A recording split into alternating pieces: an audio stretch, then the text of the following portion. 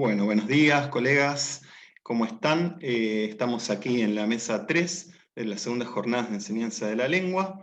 En esta mesa se tratará sobre la enseñanza de la lengua, escuela y formación docente.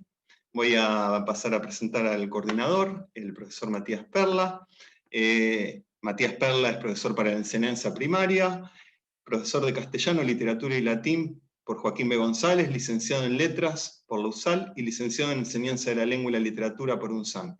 Actualmente es docente en institutos de formación docente de Cava, además de docente e investigador de la Universidad Pedagógica Nacional. Les agradezco estar aquí, les doy la bienvenida y les paso con Matías Perla, quien coordinará la mesa. Bueno, muchas gracias Matías, bienvenidas a todos los colegas, las colegas. En la mesa de enseñanza de la lengua, escuela y formación docente participamos Beatriz Taboada, Virginia Verdugo y yo. Vamos a ir siguiendo este orden. Primero va a presentar Virginia, después Beatriz y por último yo.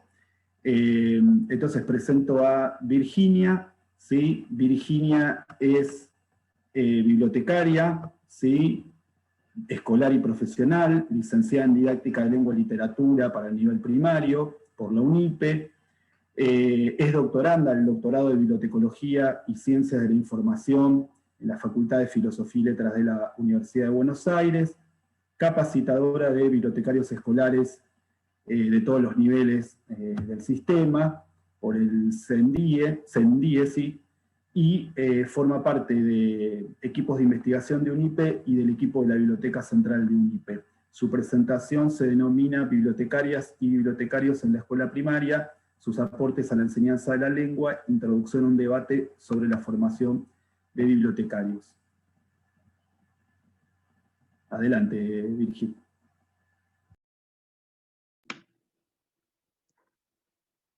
Hola, ¿me escuchan? Bien. Buenos días a todas y todos. En primer lugar, quiero agradecer a quienes organizan esta jornada por invitarme a participar y a compartir con ustedes parte del trabajo que estoy realizando.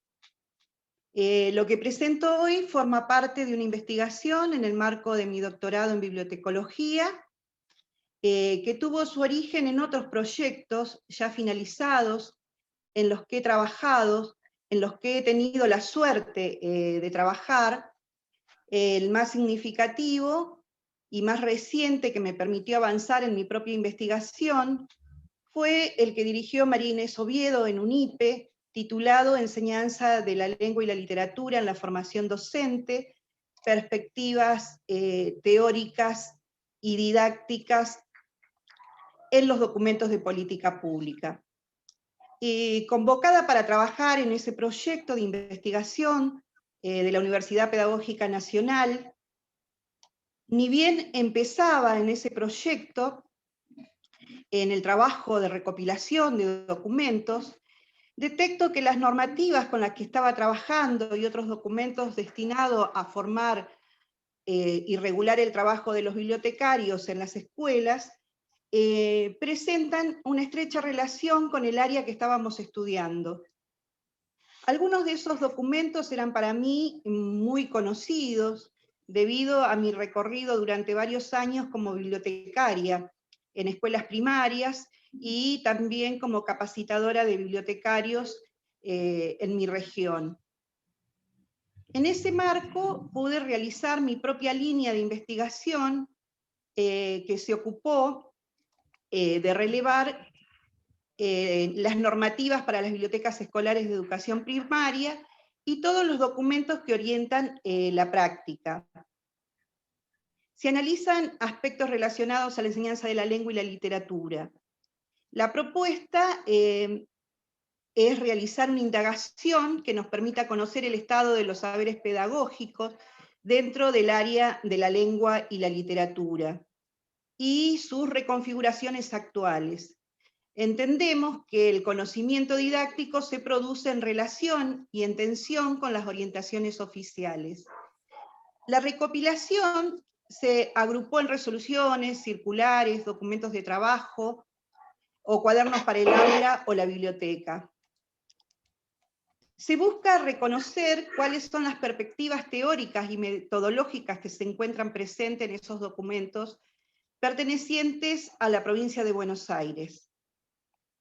Además, hemos revisado diseños curriculares para la formación de bibliotecarios y particularmente el diseño curricular de bibliotecarios de instituciones educativas de la provincia de Buenos Aires, que es una carrera específica para bibliotecarios que se forman para trabajar en escuelas. Esto es en los institutos de formación terciarios. Lo aclaro porque también existe en la Universidad de Mar del Plata la carrera de bibliotecario escolar. Se busca documentar lo que acontece en las bibliotecas escolares y aulas para comenzar a profundizar en los aportes que realizan las maestras y los maestros bibliotecarios en la enseñanza de la lengua, y esto en base a materiales empíricos producidos en observaciones en bibliotecas y en aulas, y también en entrevistas a maestras y maestros bibliotecarios. Nos proponemos observar desde un enfoque etnográfico y tomar registro para documentar el trabajo de bibliotecarios en la escuela y principalmente sus intervenciones con alumnos y maestros del primer ciclo. Para ello seguimos la perspectiva de Elsie Rothwell, en cuanto procuramos documentar lo no documentado en las bibliotecas y aulas de educación primaria, en el marco de las políticas públicas que regulan su accionar. Tomamos de Rothwell la noción de lo cotidiano. Rothwell señala que al sumergirnos en lo cotidiano, nos encontramos con la evidencia más sólida de los procesos estructurales, así como de los puntos de coerción que cierran salidas y momentos de consensos que abren alternativas. La vida cotidiana, dice Rothwell, es un espacio con rendijas, grietas, fisuras, junturas y hasta fallas profundas. Dice la autora que es hacia estos intersticios donde hay que mirar para conocer y sopesar los procesos sociales que configuran la realidad social. Consideramos que observar el trabajo cotidiano en las bibliotecas escolares nos permitirá documentar lo no documentado del trabajo bibliotecario, conocer sus implicancias en la enseñanza de la lengua y asimismo comenzar a pensar en torno a la formación de los bibliotecarios, así como las posibles especializaciones según su área laboral en los diversos contextos de educación donde desarrollan su profesión.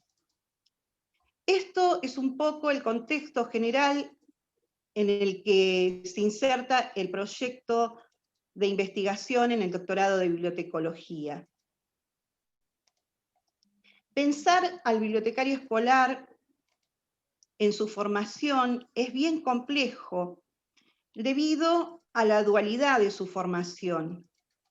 Por un lado, un aspecto fuertemente técnico para que permita la organización de la biblioteca, y por el otro, un aspecto pedagógico que le permita implicarse en la enseñanza en general y en la lengua en particular, y en la enseñanza de la lengua en particular. Compartimos con Lucía Garay, quien señala que no es lo mismo que la biblioteca es un espacio pedagógico, decir que la biblioteca es un espacio pedagógico, que decir que el bibliotecario ejerce una acción pedagógica concreta en la biblioteca. En este sentido, consideramos que una acción concreta de los bibliotecarios es posible de conocer al frecuentar el cotidiano de las bibliotecas escolares, conversando con ellas, escuchándolas. Sobre el trabajo de los bibliotecarios, al conversar con las bibliotecarias y por mi propia experiencia, en las bibliotecas se realizan el trabajo técnico, por supuesto, trabajamos con la lectura, esto me van diciendo las bibliotecarias y yo también lo conozco, trabajamos como pareja pedagógica, hacemos extensión, proyectos de lectura, talleres de lectura, formación de usuarios. Formación de usuarios se llama a la tarea que realiza el bibliotecario para que los alumnos conozcan el funcionamiento de la biblioteca, esto de realizar las fichas de autor, enseñarles, por ejemplo, el registro de préstamos, toda esta tarea que siempre han realizado los bibliotecarios y que hace algunas décadas ha sido tomado también por algunas líneas como prácticas del lenguaje, cuando trabaja con la biblioteca del aula. También los bibliotecarios trabajan con el equipo directivo, con el equipo de orientación escolar, con docentes, alumnos, con la comunidad, en la biblioteca y en el aula. Bien, voy a compartir algunos fragmentos de entrevistas realizadas a bibliotecarias escolares de la región 5 de la provincia de Buenos Aires, que comprende los partidos de Almirante Brown, Ezeiza, Esteban Echeverría, Presidente Perón y San Vicente. Aunque hay también una entrevista realizada a una bibliotecaria de Monte, que es una localidad de la provincia de Buenos Aires. A la fecha se han realizado 9 entrevistas, luego vino la pandemia, y ahora estoy planificando realizar algunas entrevistas a través del Zoom, a través del WhatsApp. Bien, en estas entrevistas fueron entrevistadas 2 bibliotecarias capacitadoras de la provincia y el resto son bibliotecarias de los distritos mencionados. Partimos de considerar que los bibliotecarios de la escuela primaria cumplen un rol en la alfabetización de los alumnos, porque su intervención es fundamental en tanto logra desde sus conocimientos expertos ampliar el acceso a recursos de lectura específicos y apropiados a docentes y alumnos para iniciar la enseñanza de la lengua de niños en el primer ciclo de la escuela primaria. Algunas preguntas que orientan nuestra investigación son cuáles son las estrategias que despliegan en el aula y en la biblioteca las maestras y los maestros de las escuelas primarias, los maestros bibliotecarios, para que los alumnos aprendan a leer. ¿Cómo influyen las políticas educativas en relación a la formación del bibliotecario escolar? Consideramos que estas indagaciones nos permitirán reflexionar acerca de cuáles son las implicancias en relación a la enseñanza de la lengua desde el rol del bibliotecario de la escuela primaria, para luego abordar la cuestión de la formación de los bibliotecarios escolares. Cuando se consulta a las bibliotecarias entrevistadas qué intervenciones consideran que pueden realizar o realizan en relación a la enseñanza de la lengua y la literatura, y qué implicancias considera que tiene desde su rol, teniendo presente el diseño curricular vigente y a las disposiciones para la biblioteca escolar, señalan. Bibliotecaria 1, bueno, no sé si están viendo porque no compartí al final la pantalla. Una bibliotecaria señala: a mi llegada a la escuela se hallaba instituido la hora del cuento. La bibliotecaria anterior iba a los grados a leer cuentos mientras la maestra tenía su hora libre o reunión con los padres. Fue muy difícil que entendieran mi modo de trabajar, ya sea por proyecto en pareja pedagógica, o proponiendo un proyecto desde la biblioteca, o participando activamente en los proyectos de cada grado desde mi rol de bibliotecaria, pero siempre como pareja pedagógica. Fue difícil hacer entender que no era la profe de inglés o de artística que llega al aula y la maestra se va. Otra bibliotecaria responde: mi intervención es a través de proyectos de lectura y de habilitar espacios para la lectura. Propuse que los chicos pudieran ir en el recreo a la biblioteca, lo cual también tuvo alguna resistencia por la ubicación actual de la biblioteca, que se encuentra ubicada en el medio de la dirección y del equipo de orientación escolar. Y porque además implicaba para las maestras un lugar más para cuidar en los recreos.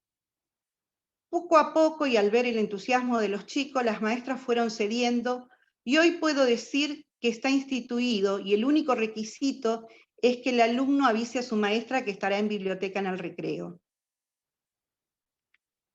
La bibliotecaria agrega: eso puedo hacerlo en esta escuela, en la otra no tengo espacio, tengo una estantería en el comedor y la mayor parte del material en cajas. Ahí voy a las aulas y trabajo con las maestras. Participo más en los proyectos de las maestras. Otra bibliotecaria dice que su intervención se relaciona con atraer al lector, con promocionar su fondo bibliográfico, acrecentarlo, hacerlo circular, 1000 cosas que llamamos aproximación a la lectura, marketing bibliotecológico, difusión selectiva de la información, construir la demanda. El bibliotecario es docente y está frente a alumnos, dice, y pueden acceder a concursos directivos. Como tal, trabaja para toda la comunidad, pero lo hace desde un lugar determinado. El bibliotecario no está para enseñar o para tener la hora obligada de la biblioteca, como si fuese una materia especial. No está para cuidar el grado, sino para proporcionarle al docente y al alumno el acceso a la información, los recursos, las posibilidades. Cuando se pregunta sobre cuáles enseñanzas considera que serían necesarias profundizar en la formación, una bibliotecaria responde que falta práctica, mucha práctica. Salimos con un conocimiento general, pero no tenemos muy claro el rol específico, lo cual hace que nos limitemos al préstamo de libros, encasilladas, hago esto y aquello no. La biblioteca tiene que salir a la comunidad. No solo el fomento de la lectura y traer al alumno a la biblioteca. Es una ardua tarea, hay que darse a conocer. Y los biblios, que recién se reciben, se animan más al proceso técnico. Y por ahí leer algún cuento en algún aula. Cuesta mucho llegar a los docentes, intervenir en sus clases, que acepten el trabajo conjunto. En el diseño está, pero es difícil. Sí, si vas a contar un cuento, eso les gusta, pero depende de la maestra. Al analizar las respuestas de las bibliotecarias entrevistadas, muy escuetamente en este momento, podemos vislumbrar en su relato los obstáculos de su práctica, las condiciones materiales de su trabajo, la falta de espacio, la resistencia a ser considerada una maestra de área, la organización de su trabajo, la relación con los docentes, lo que piensan los maestros que deben hacer o lo que no quieren que hagan, lo que quieren hacer, lo que deben hacer. Al decir de Rothwell, los puntos de coerción que cierran salidas y los momentos de consenso que abren alternativas. Por último, me interesa señalar que el diseño de bibliotecarios de instituciones educativas de la provincia de Buenos Aires manifiesta de manera contundente el enfoque de las competencias. Es decir, no se trata de transmitir saberes, sino de adquirir competencias, como señala Angelique del Rey. Para este enfoque, los docentes tienen que lograr que los alumnos adquieran competencias y dejar de lado la idea de transmitir saberes. En este diseño curricular se señala en relación al aprendizaje que el aprendizaje es el proceso por medio del cual el conocimiento crea y fortalece capacidades y habilidades en las personas u organizaciones que se lo apropian. Y en relación al alumno, afirma que, por un lado, se considera necesaria que la enseñanza escolar contribuya a crear lectores competentes en la utilización de diversos tipos de textos, a promover actitudes reflexivas y críticas ante los distintos medios de transmisión y difusión de la cultura escrita, y a despertar interés por la lectura como medio de entretenimientos y como espacio importante de ocio. Es claramente el discurso de prácticas del lenguaje con expresiones similares al diseño curricular de primaria para el área.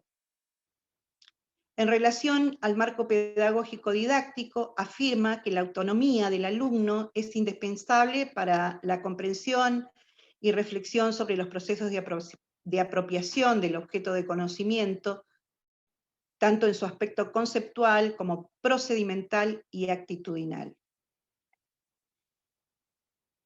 Consideré necesario contextualizar cómo se piensa la enseñanza en este diseño, porque anticipa la lógica en la que se inscribe la literatura, asignatura que se enseña a los estudiantes que se forman para obtener el título de bibliotecarios de instituciones educativas en la carrera que se dicta en la provincia de Buenos Aires.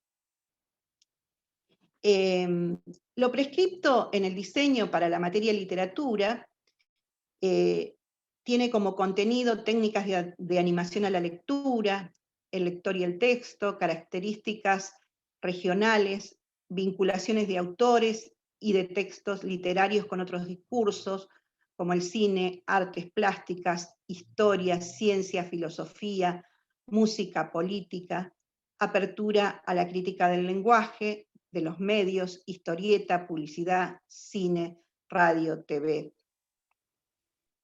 Se observa en algunos institutos, en las ofertas de las carreras, que en el plan de estudio se hace una copia textual de este diseño que prescribe lo que debe enseñarse. Sin embargo, perdón. Ya pasamos los 20 minutos, ¿sí? Así que tenés 10. Bien, ya cierro. Dale, tranqui. Bien. Existe fuera de la provincia de Buenos Aires otros diseños curriculares con otros enfoques. Por ejemplo, en la provincia de Córdoba, el diseño curricular para la Tecnicatura en Bibliotecología con orientación socioeducativa en el marco de las Tecnicaturas Superiores, Sociales y Humanísticas del Ministerio de Educación de la Nación, cuyo documento preliminar base se realizó entre los años 2011 y 2012 con el aporte de bibliotecarios y otros especialistas, que tiene contenidos para mí más esperanzadores y lo pueden encontrar en internet. Para cerrar mi presentación y volviendo a la biblioteca escolar, voy a citar a Cecilia Bashur, quien señala que cuando la biblioteca es un asunto central de la escuela, la reflexión sobre los modos de leer puede ser un camino para pensar nuevos sentidos de la enseñanza. Esa mirada pedagógica desde la escuela misma es la que puede marcar rumbos con el campo de saberes relacionados con las bibliotecas escolares. Consideramos que la enseñanza de la lengua es uno de los saberes que sostiene una profunda relación con la biblioteca, ya sea que el bibliotecario realice un trabajo conjunto con los docentes o no. Para finalizar, les dejo una cita de Melvin Dewey, un bibliotecario del siglo XIX que creó el sistema decimal de clasificación que se utiliza hasta hoy en las bibliotecas y que lleva su nombre. Él dijo, entre los años 1851 y 1931, Es pasado el tiempo en que la biblioteca se parecía a un museo, en que el bibliotecario era una suerte de ratón entre húmedos libros, y en que los visitantes miraban con ojos curiosos los antiguos tomos y los manuscritos. Es presente el tiempo en que la biblioteca es una escuela, en que el bibliotecario es, en el más alto sentido, un maestro, y en que el visitante tiene la misma relación con los libros que el trabajador manual tiene con sus herramientas. Bueno, muchas gracias. Ha sido un gusto. Gracias, Virgi. Bueno, los participantes tienen disponible el chat como para hacer preguntas, ¿sí? Le vamos a dar ahora la palabra a Beatriz Taboada, ¿sí? Beatriz es docente en el profesorado de Lengua y Literatura en la Universidad Autónoma de Entre Ríos, es investigadora de CONICET en la Universidad Nacional de Entre Ríos, es coordinadora del grupo de estudio Calidoscopio y también participa del colectivo Caminantes, un grupo docente de investigación, ¿sí? Ambos en la Universidad Autónoma de Entre Ríos. Su presentación se titula Enseñanza de las lenguas, formación docente e investigación didáctica, apuntes sobre una lectura posible. Bueno, buenos días todavía. Voy a compartir una pantalla, un segundito. Matías, ¿se ve bien? ¿Sí? Tengo en mi pantalla a Carolina. Perfecto. Hola, Carolina. Bueno, a ver. En primer lugar, quiero agradecer la invitación a este espacio por parte de un equipo tan cálido y la oportunidad de diálogos que habilita. Y yo voy a comenzar hablando de palabras, de algunas expresiones y de su polisemia. Y recuperaré un par de obviedades que van a funcionar un poco como punto de partida. Podemos emplear las mismas expresiones para referirnos a cosas bien diferentes, incluso por momentos opuestas, y claro, delimitar el sentido de esas palabras o de esas expresiones tendrá necesariamente que ver con el contexto. Y esta nota general, y como decía obvia, me va a servir para proponer la revisión de algunos conceptos y leerlos en relación con experiencias de investigación que transitamos actualmente con Colectivo Caminantes. Luego voy a hacer alguna referencia en particular al colectivo. Comencemos entonces por uno de esos conceptos, ¿estamos? Que será enseñanza de las lenguas. Y si ponemos el foco en la enseñanza de las lenguas, estamos recuperando como dimensión fundamental de la reflexión el trabajo docente. Así, si pensamos en enseñanza de las lenguas, podríamos también plantearnos algunas preguntas como para comenzar a discutir. Por ejemplo, ¿qué necesitamos enseñar? ¿Qué necesitan aprender nuestros alumnos y alumnas en la escuela? Y por tanto, ¿qué decisiones asumimos para la enseñanza? Y acá voy a necesitar plantear como problema, o tal vez mejor como desafío, la polisemia de ciertos términos, las redes que habilitan o, por el contrario, las que obturan, ¿no? Pensemos, por ejemplo, en el término enseñar, que aparece a veces asociado a un posicionamiento estrictamente vertical, expositivo, con foco solo en el profesor, y entonces se lo desplaza, y se apela a la paráfrasis o a las metáforas desde una lógica de reemplazo y de desacreditación que se ha instituido casi como una práctica habitual en la educación, ¿sí? Aparecen entonces nociones como mediar, facilitar, etc., y no estoy intentando desacreditar unos usos, sino describir una práctica y sus posibles efectos, ¿sí? Algo parecido ocurre, por ejemplo, con la idea de evaluación, que tantos debates disparó en los inicios de la virtualización excepcional de emergencia. No hay que evaluar, sino acompañar, andamiar, observar, etcétera, pero no evaluar, ¿sí? Y esas afirmaciones venían de discursos que buscaban intervenir en las prácticas escolares desde diferentes agentes, ¿sí? Tuvieron mucho impacto en la prensa, pero provenían de agentes diversos. Incluso tal vez recuerdan, hace unos años, se había popularizado una oposición entre alumno y estudiante. Es decir, estaba mal decir alumno o alumna porque desde una falsa etimología se le atribuía que estábamos diciéndoles que eran personas sin luz. Entonces no teníamos alumnos o alumnas, sino que solamente podíamos tener estudiantes, ¿sí? Más allá de que este último ejemplo que utilizo proviene de una etimología inexistente, lo que me interesa recuperar aquí es la lógica de reemplazo y esta asignación de un sentido único para ciertos conceptos claves de los contextos de enseñanza. Es decir, definitivamente no siempre decimos lo mismo cuando estamos diciendo enseñanza o evaluación. Enseñar no es solamente exponer, claro está, como evaluar no es solamente calificar. ¿Sí? Esto también recupero otra obviedad aquí, aunque a veces no parece tan obvio en los discursos. Y sobre el papel de las etimologías para fundamentar algunos puntos de vista, casi como un criterio de autoridad dominante, les recomiendo escuchar mal y pronto el podcast de Maggie López García, que la vi por ahí también, con Juan Bonín y Santiago Kalinowski.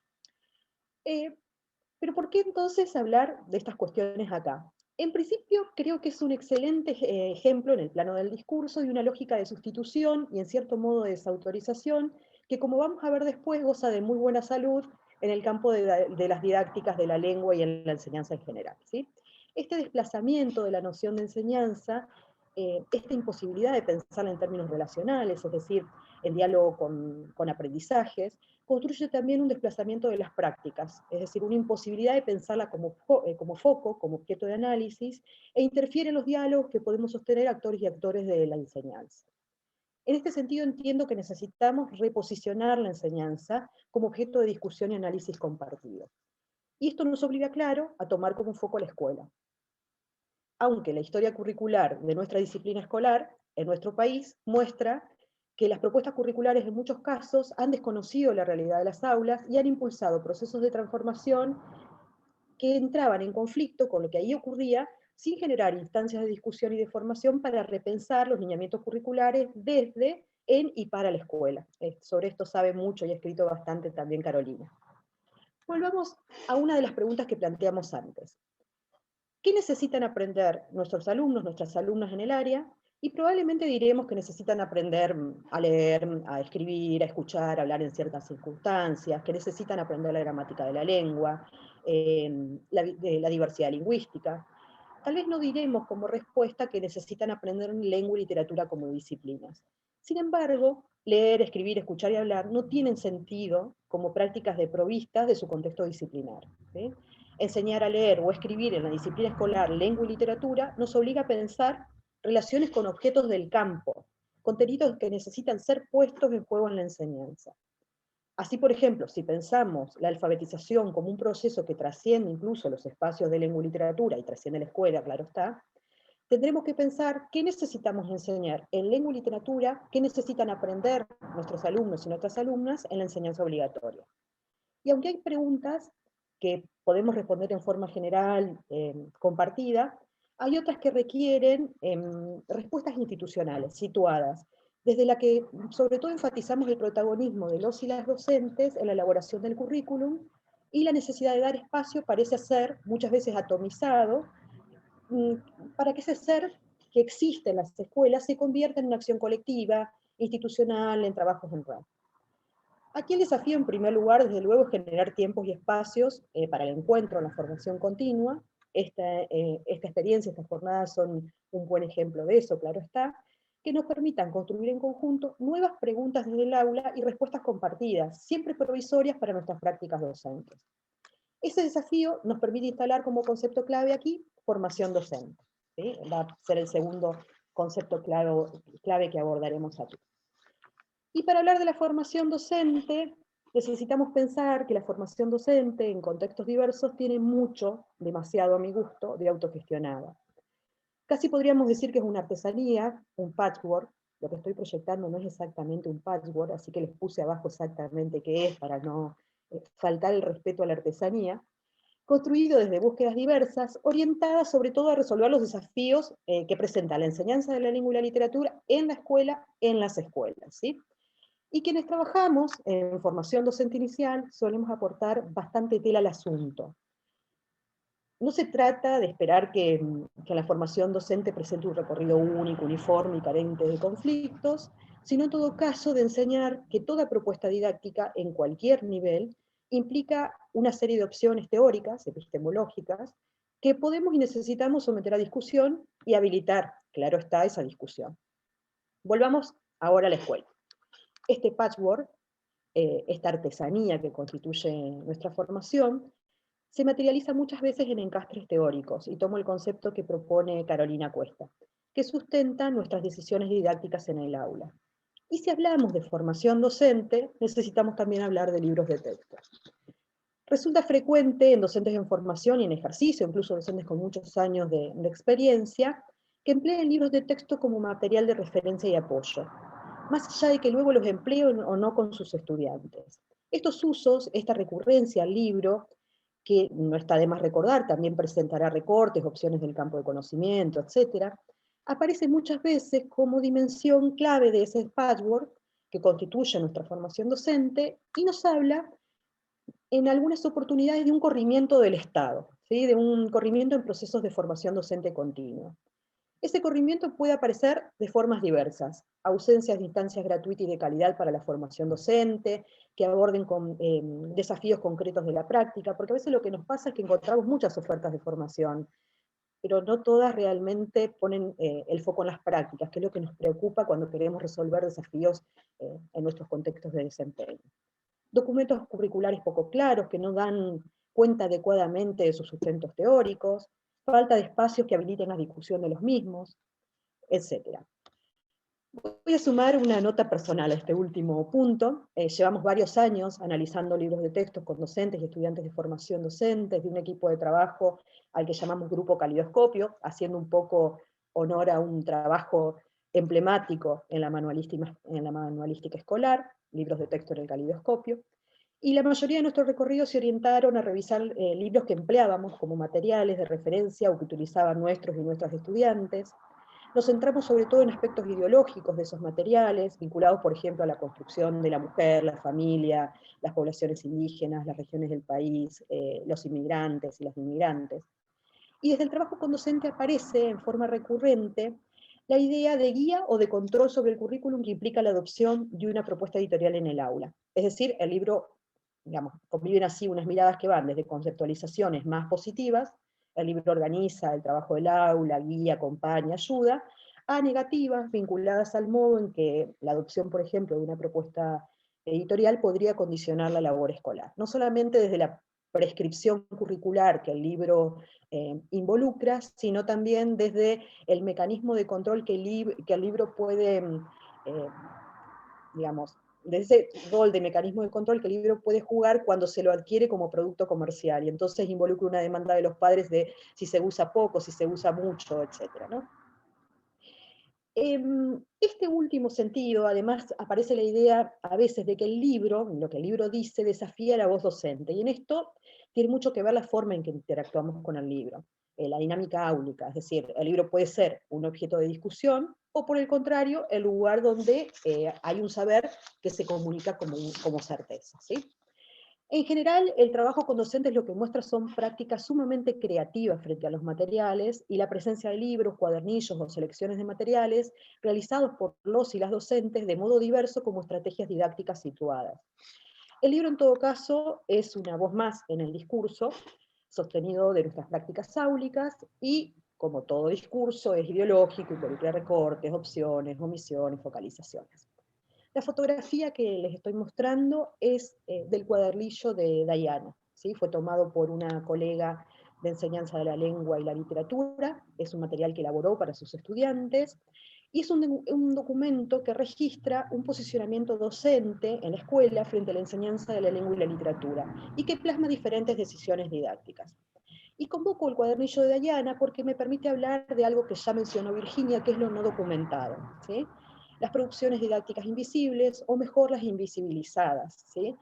Me permite hablar de prácticas emergentes, situadas, singulares, que muchas veces encuentran poco espacio para la socialización, es decir, quedan en los límites del aula. Y voy a tomar también la voz de la autora del cuadernillo, obtenida en una instancia de entrevista. Lo que nos dice Melina es: incluso en una de las escuelas públicas tuvimos una reunión de área, y bueno, yo llevé mi material para darlo a conocer con las otras chicas, porque tenemos ahí, son varios segundos, varias divisiones, y bueno, para conversar, pero no se pregunta. ¿Cómo que pasa? Entra al aula directamente sin saber si está bien o está mal, no sé. Merina habla en este fragmento de su entrevista de la necesidad de intercambio, del diálogo centrado en las prácticas, en decisiones didácticas, pero también vuelve visibles discursos que tensionan nuestro desempeño, que lo evalúan y eventualmente desautorizan y que exceden el ámbito institucional. Pensemos, por ejemplo, en el carácter prescriptivo que pueden tener los documentos curriculares, en los que puede aparecer esta invisibilización de prácticas que mencionaba antes. Voy a tomar como ejemplo dos fragmentos muy breves del diseño curricular de enseñanza primaria para el área de lengua en mi provincia, en Entre Ríos, y les comparto esta primera parte de la propuesta. El título es Interrogantes para reflexionar sobre las prácticas de enseñanza en el segundo ciclo específicamente, y el documento dice, voy a leer un fragmento del primer párrafo y del tercero, ¿sí? Esta propuesta ha planteado hasta aquí aspectos relevantes que deben ser tenidos en cuenta en el momento de pensar institucionalmente un proyecto alfabetizador en el segundo ciclo, y ha considerado para esto los aportes que los docentes entrerrianos vienen realizando en un proceso que se inició con los debates y consultas previas a la elaboración de los lineamientos curriculares para la educación primaria y que se profundiza periódicamente en los encuentros institucionales que generan la propuesta a docentes y estudiantes. Es decir, hay todo en principio hay un deber ser y un marco para lo que se va a firmar después. Un problema central, voy al tercer párrafo, que atraviesa el segundo ciclo, se conoce como el fenómeno de meseta y refiere a la falta de ampliación y profundización de contenidos, ¿sí? Aquí me interesa sobre todo ese deber ser que aparece ya desde el párrafo inicial de un apartado destinado a reflexionar sobre las prácticas. Pero miremos también algunos problemas que el propio documento enumera. Voy a leer un fragmentito de los dos primeros. ¿Qué problemas encontramos en la enseñanza de la escritura en la escuela? El primero de los problemas es la ausencia de enseñanza de estrategia de escritura, tales como la revisión de la escritura y la escritura de creación o exploración libre. Y en el segundo, escasa profundización, complejización y ampliación de los contenidos, se los aborda con el mismo nivel de profundidad o de alcance. Vemos una generalización sostenida en estos diagnósticos que claramente visibiliza prácticas. Ningún docente, ninguna docente enseña estrategias de escritura del segundo ciclo. Vamos a volver al patio. Cada elemento de esta artesanía, que es nuestra formación, es relativa, cambiante, y toda instancia de formación necesita ser discutida. Comparto entonces algunas preguntas al respecto. ¿Todas las propuestas de formación que transitamos explicitan desde qué lugar teórico hablan? ¿Habilitan además el espacio de la crítica? ¿Proponen otras lecturas? ¿Dan cuenta de las posibilidades o imposibilidades de leer las propuestas en diálogo directo con la enseñanza de la lengua y la literatura en las escuelas? Suele haber un distanciamiento entre los saberes comunicados como deber ser, hay que hacer esto, hay que hacer lo otro, y las oportunidades para revisar sus sustentos, entre lo que se comunica como certeza, en el currículum prescripto, en documentos curriculares, en propuestas de formación, en materiales didácticos, y una especie de lectura a contrapelo que deja a la vista resabio de aquello que se niega enfáticamente, ¿sí? Como diría la televisión, nadie resiste un archivo. Voy a compartir una anécdota muy cortita. Siempre que aparece esta verticalidad en la formación, me acuerdo de Villa Aique, la casa de una queridísima profesora de Tucumán. La llamaron así porque cada vez que llegaban descubrían que había que hacer cosas y comenzaban con hay que hacer esto, hay que hacer lo otro. Y siento que buena parte de nuestro desempeño docente parece transitar en una villa parecida, pero construida por miradas muchas veces ajenas a la realidad de la escuela, distantes de la realidad escolar. Hay que hacer tal cosa, hay que hacer tal otra, hay que hacer o ser de tal modo en el contexto de un espacio curricular específico. Cuando las transformaciones verdaderas, desde mi punto de vista, solamente pueden venir del trabajo conjunto y respetuoso de la realidad escolar, de un trabajo necesariamente situado y del reconocimiento de nuestro protagonismo como docentes en la construcción del currículum. Innovar o transformar prácticas, en todo caso, no implica patear el tablero de lo que hay en la escuela, desconocer la historia de nuestra disciplina, sino comenzar a pensar qué hay detrás de cada secuencia, de cada consigna, de cada decisión didáctica, para reconocer desde qué lugar estamos pensando la enseñanza de las lenguas y la literatura, qué noción de lengua, de literatura, de enseñanza estamos asumiendo, de qué modo esas decisiones se ajustan o no a nuestros propósitos, y qué cambios podemos introducir para mejorar nuestras prácticas, ¿sí? Desde adentro del aula y para el aula, bastante lejos de las prescripciones sobre lo que está bien o está mal, o de sacar empujones prácticas educativas instituidas, ¿sí? Podemos en todo caso pensar que el presente solo se entiende mirando las raíces y definitivamente no podando el árbol. Sumo algunas preguntas entonces. ¿Cuánto de esto aparece en las instancias de formación en diferentes contextos y niveles? ¿En cuántas podemos poner en diálogo lo que hacemos como aquello que se presenta como innovación? ¿Cuántas veces tuvimos la sensación de que aquello que se propone con un nombre nuevo tiene poco de novedoso? ¿Cuántas sentimos que desautorizaban nuestros haceres desde afirmaciones taxativas sobre lo que hay o no hay que hacer? ¿Cuántas veces tuvimos oportunidades para cuestionar o discutir estas afirmaciones, estos deber ser que atraviesan prácticas escolares en la disciplina? ¿Cuántas pudimos dialogar entre colegas sobre nuestras prácticas y decisiones? Aquí suele aparecer un distanciamiento claro entre saberes pedagógicos, propuestos como verdades científicas, a los y las docentes, como orientaciones que hay que seguir, como saberes indiscutibles, y saberes docentes, construidos desde la experiencia y en el aula. Es una diferenciación muy interesante que plantea Elsie Roper. Tenemos así en las escuelas una impronta de saberes pedagógicos que funcionan por reemplazo, que suelen no dialogar con lo que pasa en el aula, con las prácticas reales y posibles de nuestras escuelas, y claro, con efectos en nuestras prácticas vinculados a la desautorización de saberes que han sido construidos desde el hacer, ¿sí? Saberes que, como vimos, pueden aparecer invisibilizados o que incluso se asocian a orientaciones didácticas y a categorías teóricas que se marcan como caducas, ¿sí? Como vencidas como los yogures. No se trata, claro, de pensar que todo lo que pasa en el aula es apropiado, sino de reconocer las tensiones para construir desde el diálogo y no avanzar por reemplazo, frente a prácticas que, como podemos ver en este esquema que propuso Martínez Bonafé, son multidimensionales y complejas, porque intervienen las políticas, los discursos, las agencias, los escenarios, las culturas, el mercado, las resistencias, ¿sí?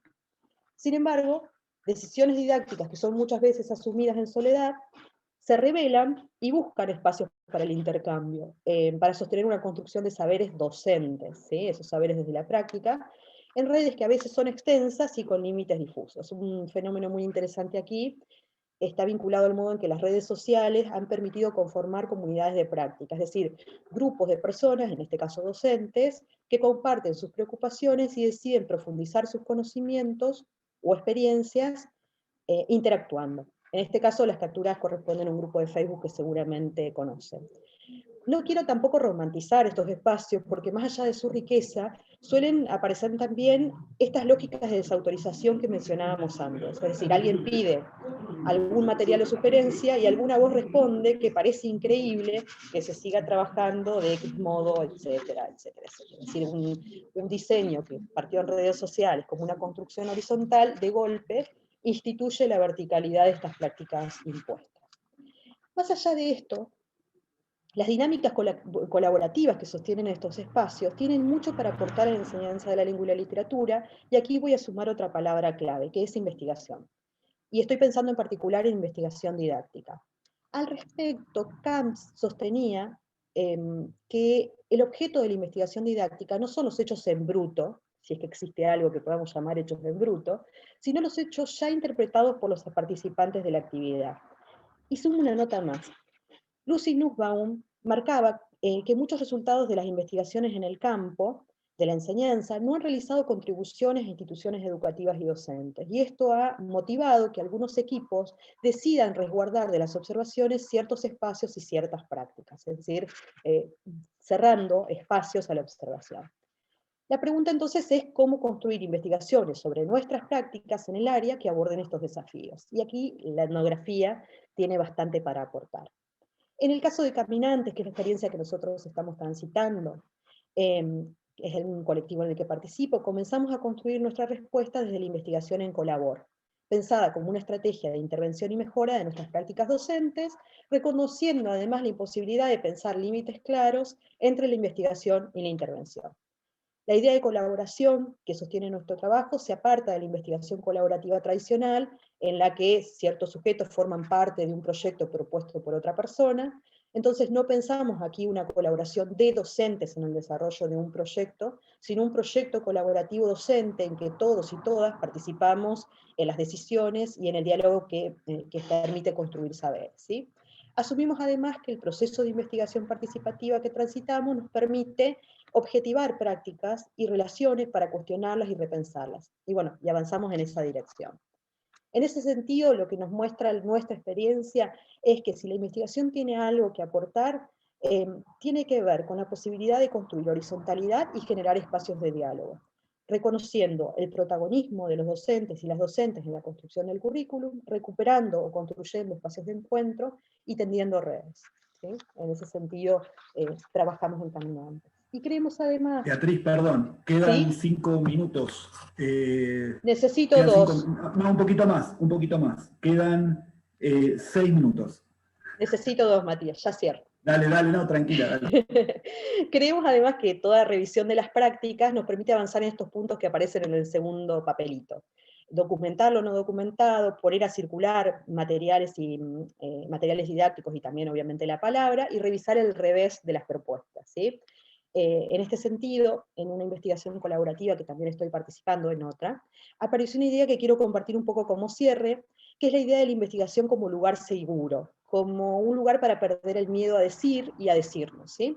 Y justo mientras pensaba en esta idea, ¿sí?, que me parece sumamente interesante, una colega compartió esta microficción que recupero ahora. Empezó con el miedo a subir al avión, siguió con el miedo a andar en subte, a cruzar la calle, a que le pique algún insecto, entonces el lobo feroz se escondió en un cuento. Y vuelvo al apunte anterior. Desde nuestra experiencia pensamos que la investigación colaborativa es una oportunidad para repensar nuestras prácticas, para acompañar y para acompañarnos, para evitar en todo caso que como un lobo terminemos escondiéndonos en el cuento. Nada más, muchas gracias. Muchas gracias, Beatriz, por tu presentación, y bueno, recuerden que tenemos el chat disponible para realizar comentarios, para realizar preguntas, ¿sí? A Virginia, a Beatriz. Bueno, entonces yo voy a realizar mi presentación. A ver si...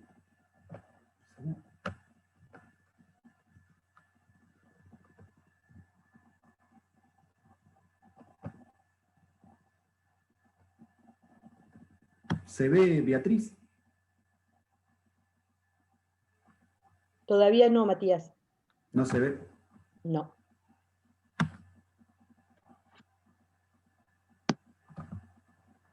A ver.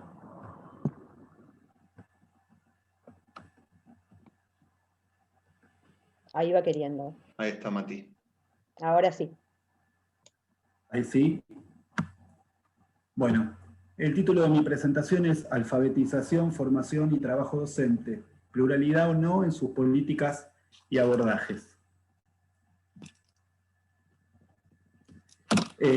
Fundamentalmente, este recorte y esta pregunta se concentra en el territorio de la ciudad de Buenos Aires, ¿no es cierto?, que es el territorio en el cual yo trabajo, ¿sí?, en el cual he trabajado como maestro durante 12 años y, bueno, donde me desempeño también, o parte de mi actividad se concentra en ciudad. En primer lugar, me interesa deslindar lo que podríamos denominar 4 esferas de acción social o de dominios de la realidad que hacen a la educación, ¿no es cierto? Y ahora voy a decir por qué. Uno es el trabajo docente de enseñar, ¿no? Y en este sentido recupero la categoría de trabajo docente de los desarrollos de la etnografía de la educación. Al hacerlo reponemos justamente que los docentes realizamos un trabajo y bajo ciertas condiciones materiales, ¿verdad? Claro, trabajo docente de enseñar una disciplina escolar, que históricamente la conocemos como lengua o lengua y literatura.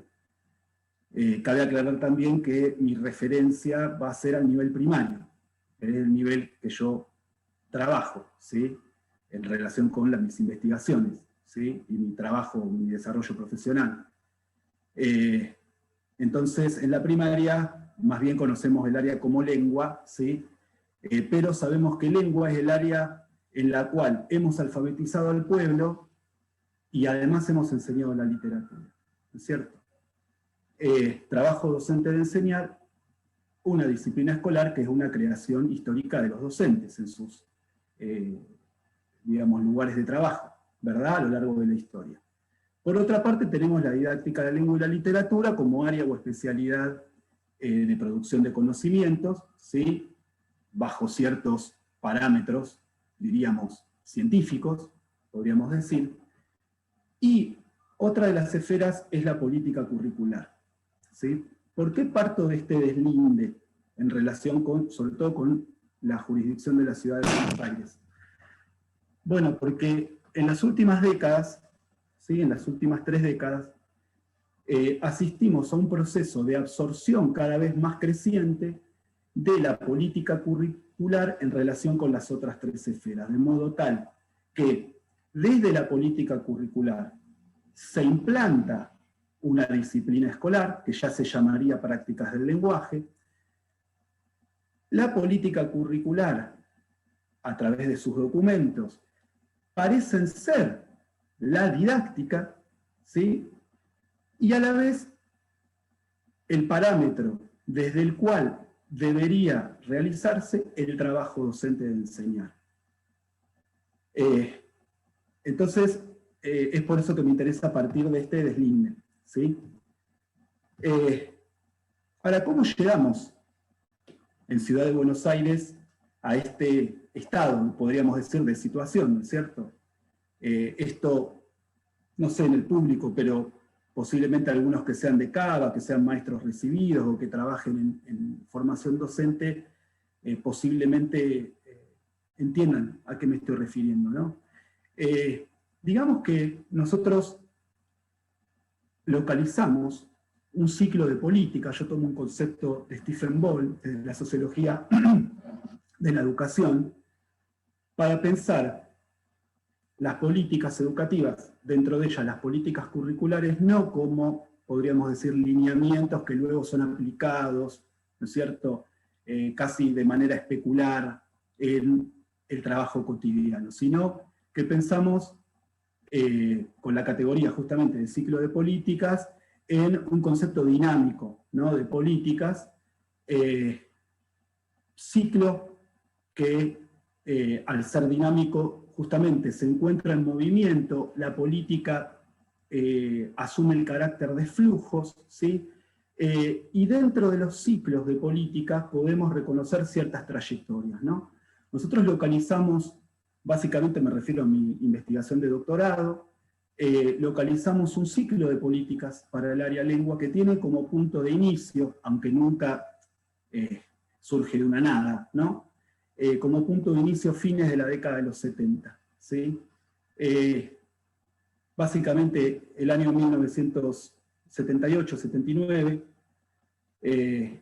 a partir de lo que se denomina la primera transferencia de los servicios educativos nacionales a el ámbito de la ciudad de Buenos Aires, ¿no? Bueno, es ahí que localizamos el punto de inicio de este ciclo de políticas que consideramos que se extiende con continuidades y variaciones, desde luego, hasta la actualidad. Stephen Ball, justamente para dotar de dinamismo este concepto, establece, ¿no es cierto?, la posibilidad de reconocer distintos contextos en el ciclo de políticas. El contexto de influencia, en el cual se configura una pretensión hegemónica o una pretensión dominante, generalmente todo esto propiciado de manera supranacional, ¿no? El contexto de producción, justamente donde se va articulando la política, ¿sí? La política educativa, en este caso yo estudio la política curricular, y luego el contexto de la práctica, que es el contexto en el cual los actores educativos retraducen, renegocian, ¿no?, estas políticas.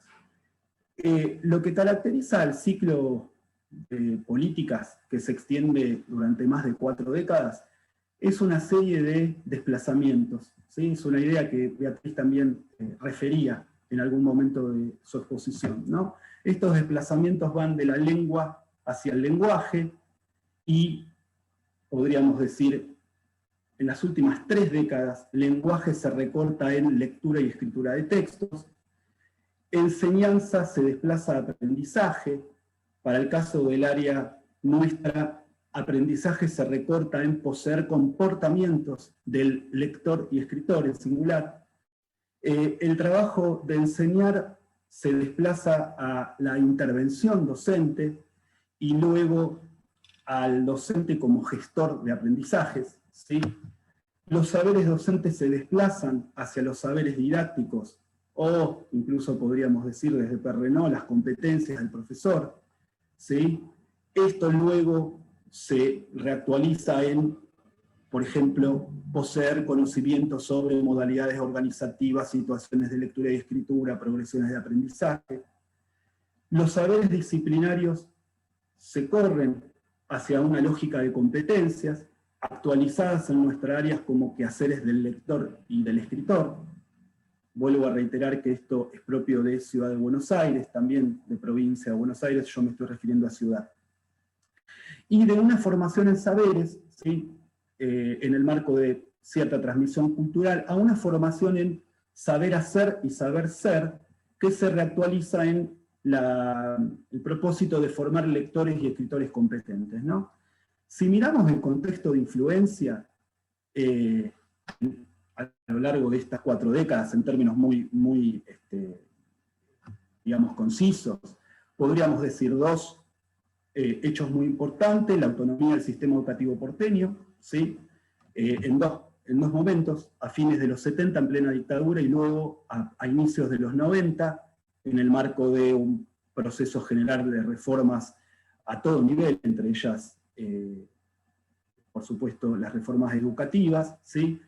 Desde la década de los 70 reconocemos antecedentes provenientes de organismos internacionales, ¿sí? Lineamientos de formación en competencias, incluso documentados, ¿no?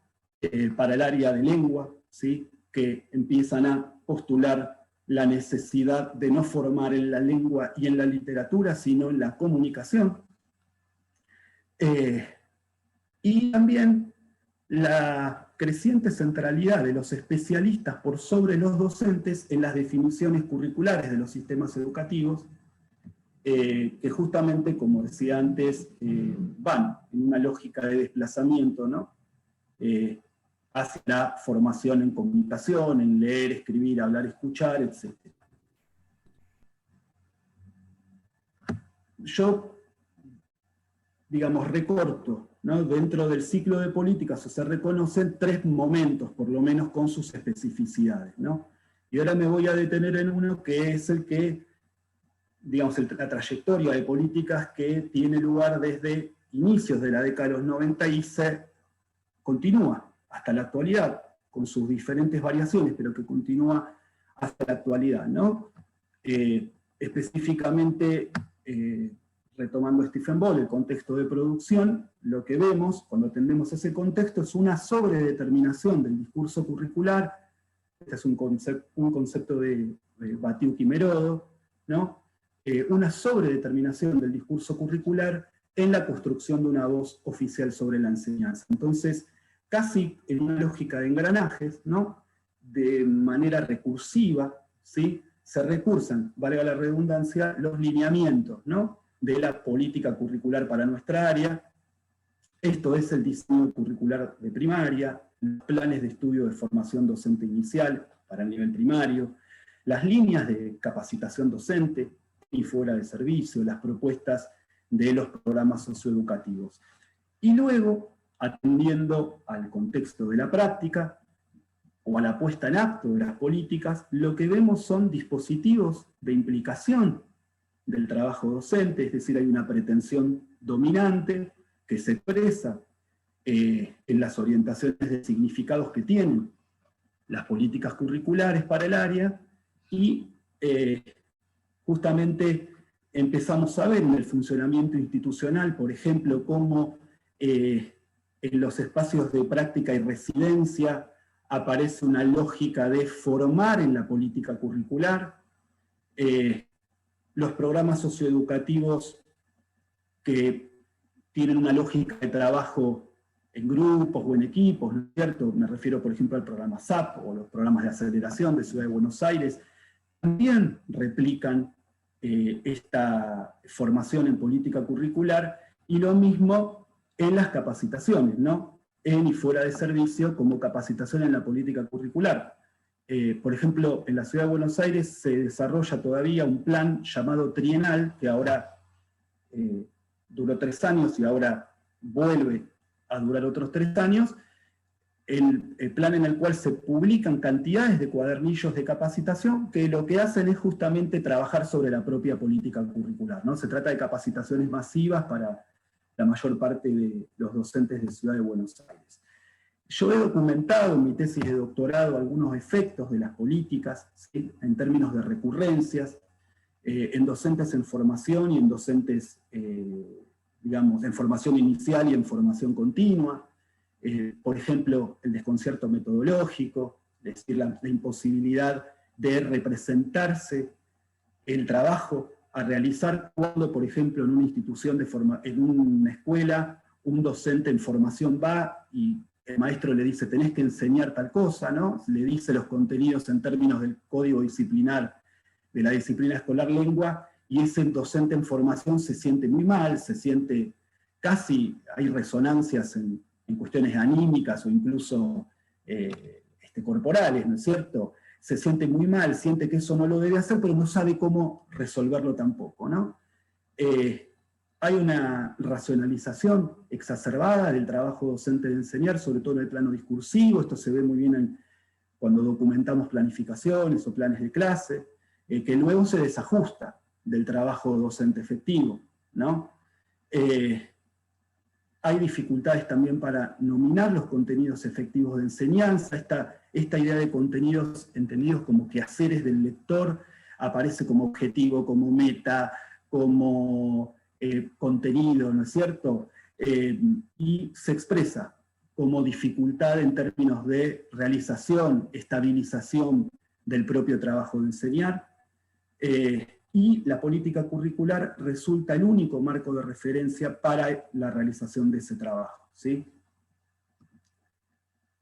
Yo me pregunto si es posible una formación docente en marcos teóricos y metodológicos plurales, dado este sesgo que en este ciclo de política se encaba, sobre todo en los últimos 30 años, tiene la formación docente, el sesgo en una única perspectiva didáctica que además está agenciada en la política curricular, ¿sí?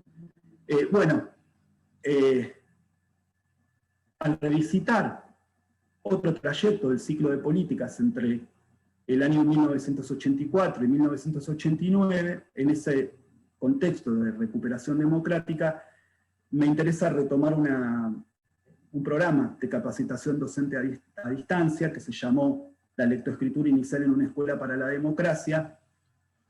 Era justamente una suerte de programa de capacitación, de curso a distancia, un curso que comprendía un trabajo muy autónomo por parte de los docentes, y que tenía como material 7 módulos confeccionados por Berta Braslaski, módulos cuyos lineamientos luego iban a ser recuperados en el diseño curricular del año 86, sobre todo para el área de lengua, ¿no?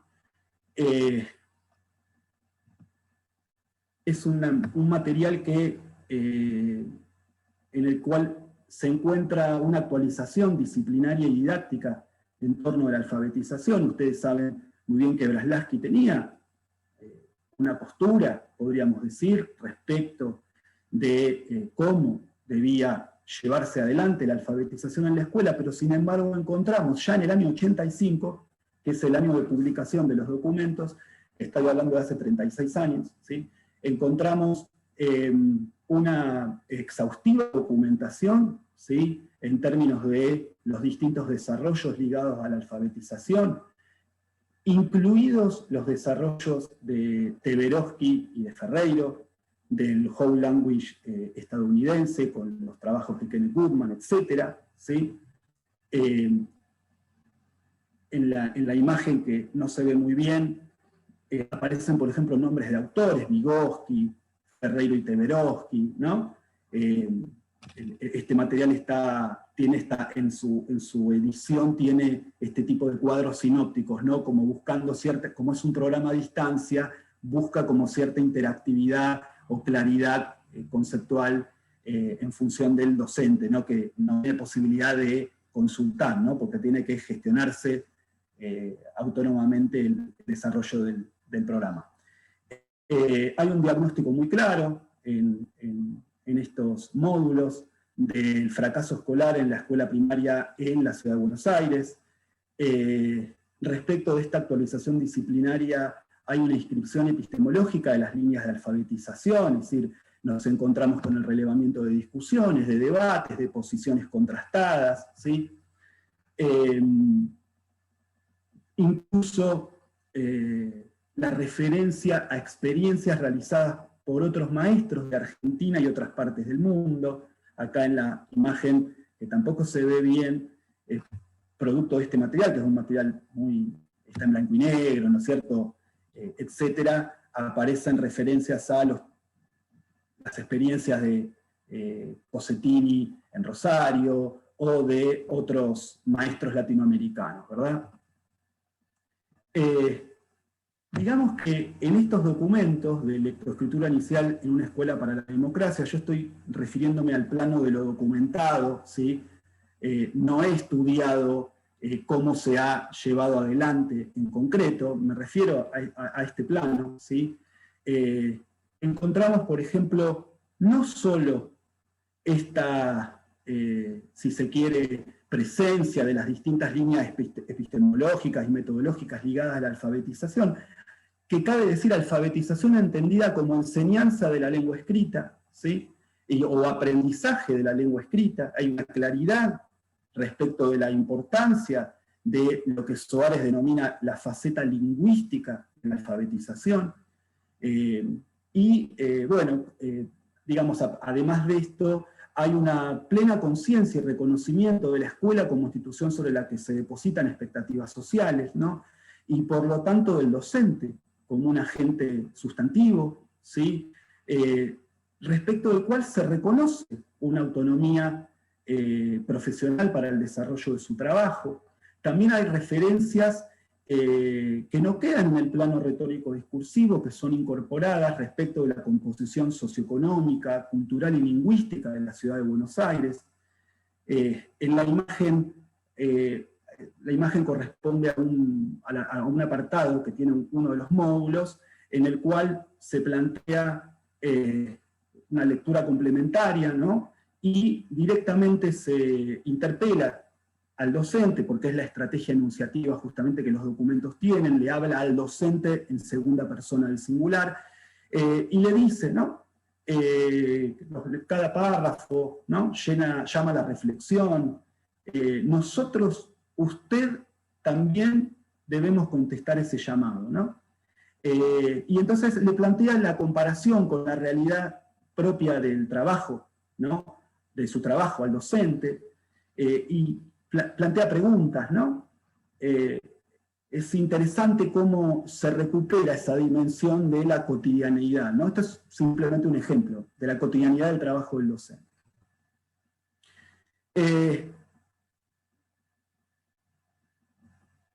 Por último, en estos módulos justamente se confrontan perspectivas, se da cuenta de determinados debates ligados a la alfabetización, pero es interesante que a pesar de que en los documentos se plantea una posición, yo diría, de mínimos innegociables en torno de la alfabetización, como por ejemplo la centralidad de la lectura y de la escritura como procesos de significación o de producción de comprensión y de producción de significados. Esto forma parte de las continuidades del ciclo de política, esto ya aparece a fines de la década de los 70, esta centralidad de la lectura y de la escritura.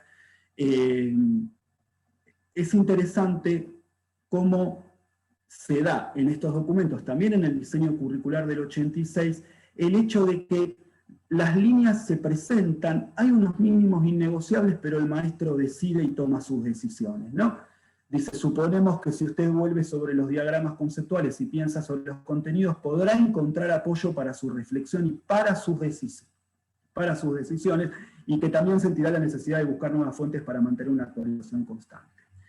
En suma, con esta sucinta presentación de este material, vuelvo a la pregunta inicial, ¿no? ¿Es posible pensar en la enseñanza de la lengua, dentro de ella la alfabetización, en la escuela primaria desde marcos teóricos y metodológicos plurales? Yo creo que es necesario, lo someto a discusión con ustedes, una agenda de reconstrucción, ¿no?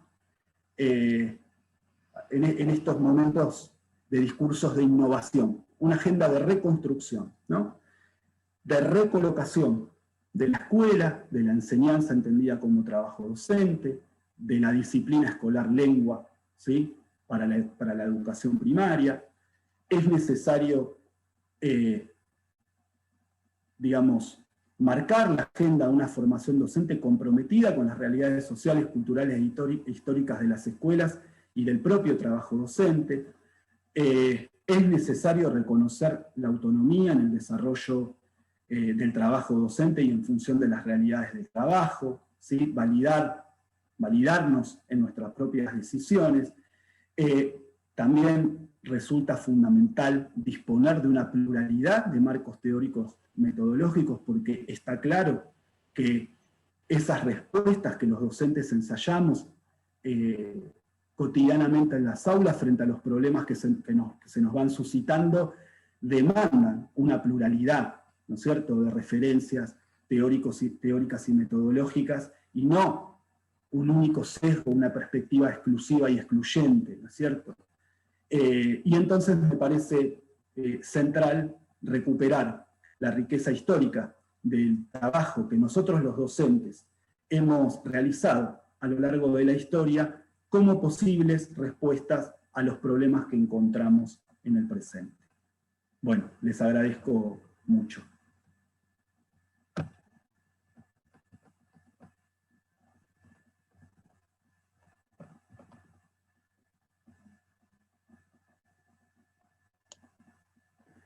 ¿Les parece que damos la posibilidad, Beatriz y Virginia, de si alguien quiere hacer alguna pregunta, alguna consulta sobre los trabajos de Virginia, de Beatriz o mío?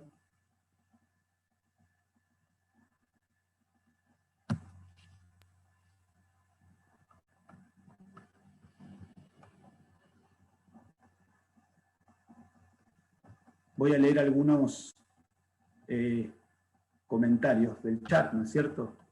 De Claudia, respecto al trabajo de Virginia, le pareció interesante documentar lo no documentado en la enseñanza de la lengua, involucra muchas acciones y puntos de vista para nuevos estudios. De Elena a Bea, Bea como siempre profunda, medulosa, sin perder claridad y agilidad. Matías, ya lo leí, no hace falta. ¿Lo leíste? Pasar vergüenza, sí. Lo leíste, bueno. Gracias mucho, gracias por los comentarios. ¿Leíste todos? Leí todos. Interesante, Beatriz, en sintonía con la presentación anterior, fundamental focalizar los saberes docentes y la formación, la idea de patchwork. Enorme la cantidad de preguntas que se abren a partir de un planteo tan poco tiempo. Yo sé que por ahí, Beatriz, te da un poco de vergüenza, pero por ahí los distintos participantes no pudieron leer el chat. ¿Sí? Lean el chat, lean. Bueno, muy interesante, nos dicen. Bueno, yo les voy a compartir un mensaje de un chat paralelo, que es el de mi hermana, que hizo ese tejido que usé como fondo de mis diapositivas.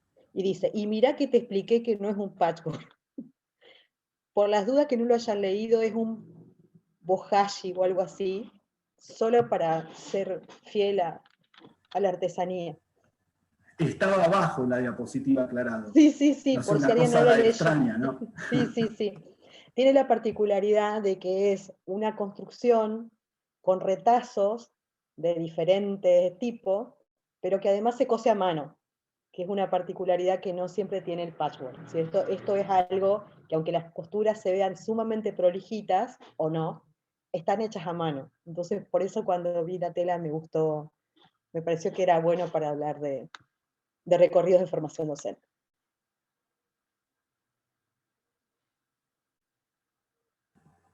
Bueno, si alguien tiene alguna pregunta o algún comentario que quiera realizar, estamos a disposición, y si no, Mati, vamos cerrando. Mati Mazzarella. Bueno, un gusto escuchar a los compañeros, colegas. La verdad que es muy necesario este tipo de intercambios y espacios. Así que bueno, aprovecho también a hacer un breve comentario de la importancia de sostener este diálogo, ¿no? Y de empezar a leernos más en profundidad, a consultarnos, porque el Zoom habilita tender redes, pero también después nos queda un trabajo de profundizar en esos vínculos con los colegas que están realizando investigaciones que nos aportan, ¿no? Y creo que también a ellos desde otros territorios también les aportan. Así que bueno, sobre todo muy agradecido por poder escucharlos, y luego da para escucharlo nuevamente cuando podamos subir este video y analizarlo con más detenimiento. Bueno, entonces, dicho esto, no sé si quieren agregar algún otro saludito y cortamos. Justo hay una consulta. Sí, va a estar disponible. Va a estar disponible en los canales del CEIL, del Centro de Investigaciones Lingüísticas. Va a llevar un tiempito porque hay que procesar los videos, pero luego se van a poner a circular.